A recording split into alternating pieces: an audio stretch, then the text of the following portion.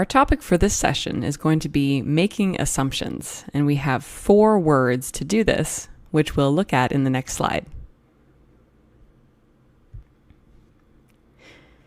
So in this lesson, we'll focus on the 4 words think, believe, guess, and wonder to make assumptions, which have slightly different meanings, which we'll take a look at in the next slide.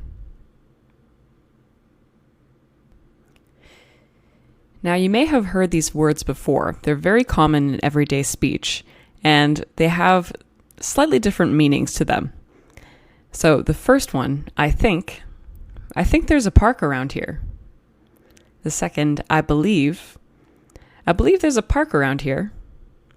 The third, I guess there's a park around here. And I wonder if there's a park around here. So we'll look at the differences in the next one. So our first word is going to be think, which is very, very common. You have probably heard this word a lot. And in this context, we'll form these sentences with a subject, think, and a clause. I think it's open late. So I think is very common. You probably use this often, but in this context, we use I think when we are not 100% sure, but we have some evidence that something might be true. And when you have no evidence at all, you can always say I feel like, which we've taken a look at in a separate lesson. And since I think is such a versatile word, we can also use other forms, such as I'm thinking that, if you are thinking something that you have not made a decision upon. So this is the continuous form of I think.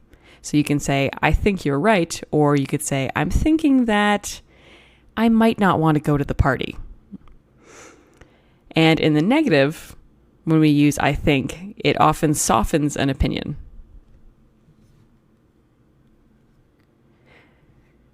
So let's look at some examples because the previous slide had a lot of information on it. I think it's going to be a hot summer. He thinks he'll be a bit late. I don't think there's a bus stop near here. I feel like there's a park around here. Let's look at some context in the next slide.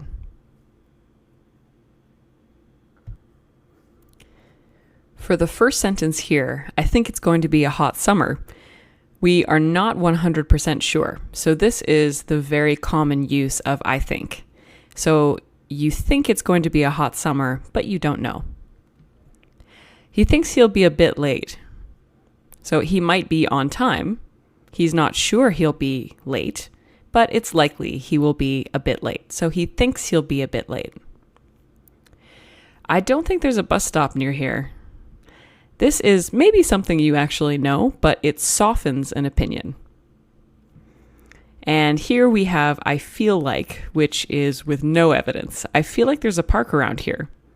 So there's no evidence that tells you there's a park, but you somehow think or feel like there is a park around here.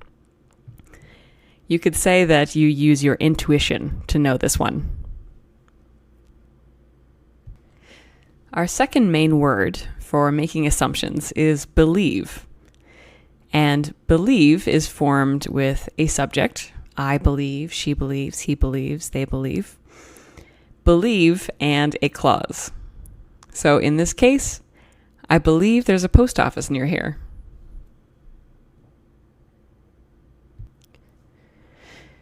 Now there are several meanings of believe, but in this context, the most common usage of believe is to be a bit more formal when you mean to say, I think.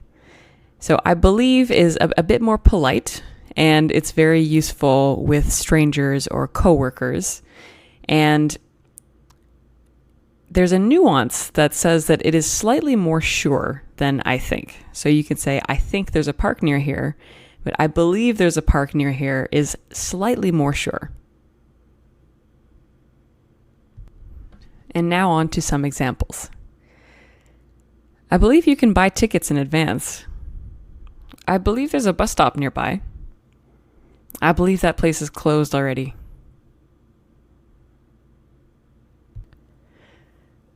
Our third word is going to be guess. And guess is more different than think and believe.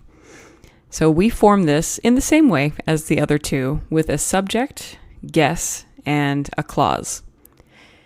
I guess there's a fire station near here. We use guess when we don't know something, but there is actually strong evidence that it might be true. And guess is more certain than I think because it is based on evidence. So usually we get this evidence from some kind of sensory source. So seeing or hearing or smelling something that makes us believe that something is true without knowing it for sure. And here are some examples of that. The door's locked. I guess they're closed. I hear music next door. I guess they're having a party. I smell smoke. I guess someone's having a campfire. You might notice that each one of these examples has evidence built into the sentence. So the evidence is within the sentence. The door's locked. I guess they're closed. So this is very likely. The door might be locked for another reason, but I think it's likely that they're closed. So I guess they're closed. I hear music next door is strong evidence that someone is having a party because usually people play music when they have people over. I smell smoke. I guess someone's having a campfire. So this is sensory evidence that definitely makes it seem possible that someone is having a campfire. So the sensory evidence, I smell smoke. I guess someone's having a campfire. There's strong evidence this is true. Our final word for making assumptions is wonder.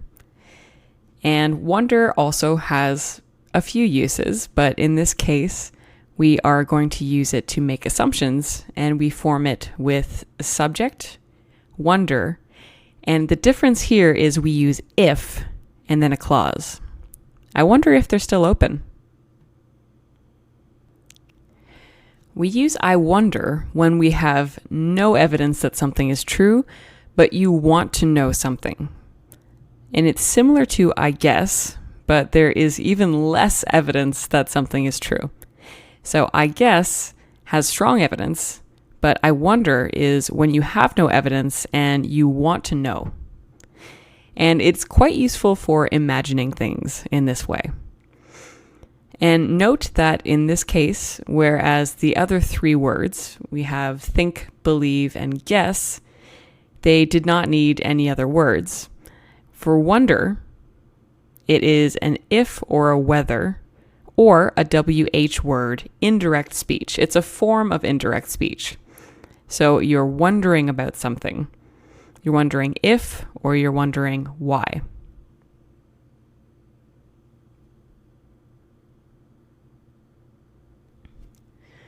And finally, some examples of wonder. I wonder if they have champagne. I wonder if he's going to move back home. I wonder if we can make a reservation. Now take note, in these sentences, we use if after each one. You can use a WH word, but in these three, we're using if just to keep things simple. And remember that wonder is used when we have no evidence, but we're imagining things and we want to know something. I wonder if they have champagne. So you're not sure at all. There's no evidence. You just want to know. I wonder if he's going to move back home.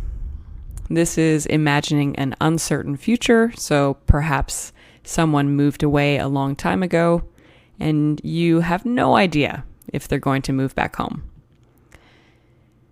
I wonder if we can make a reservation.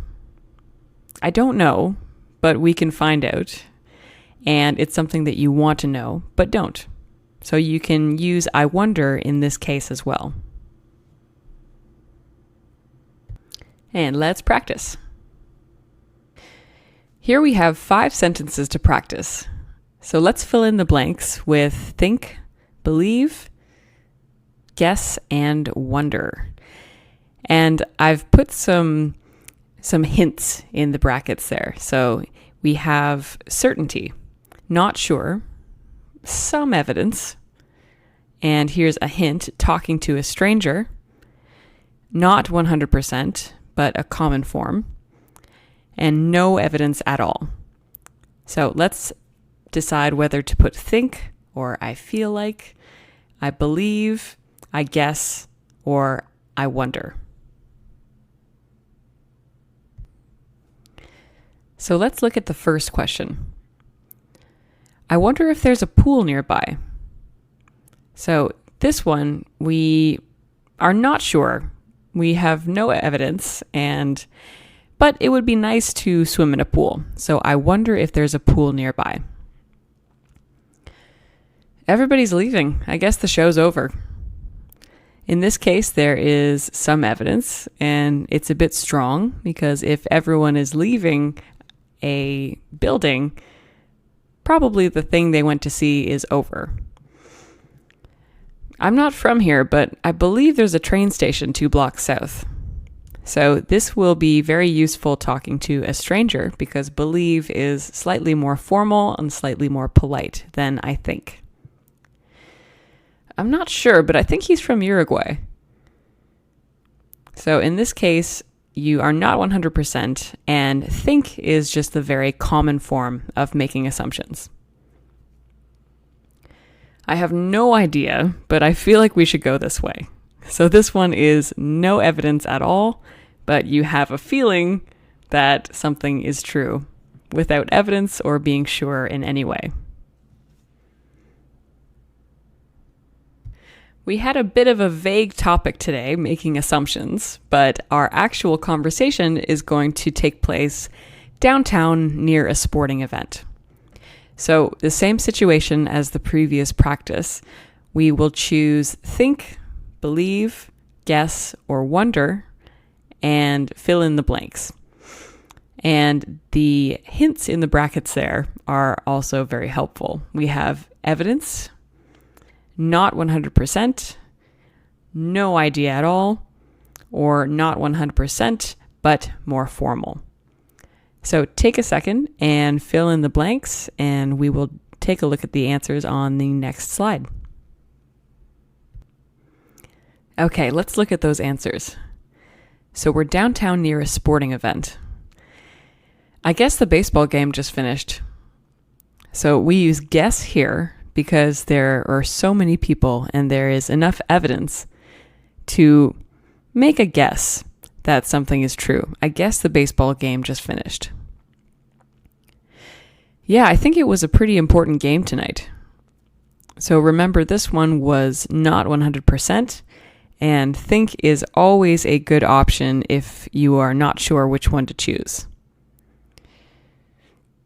I wonder if there's a big celebration happening somewhere. So here we use wonder because we are not sure.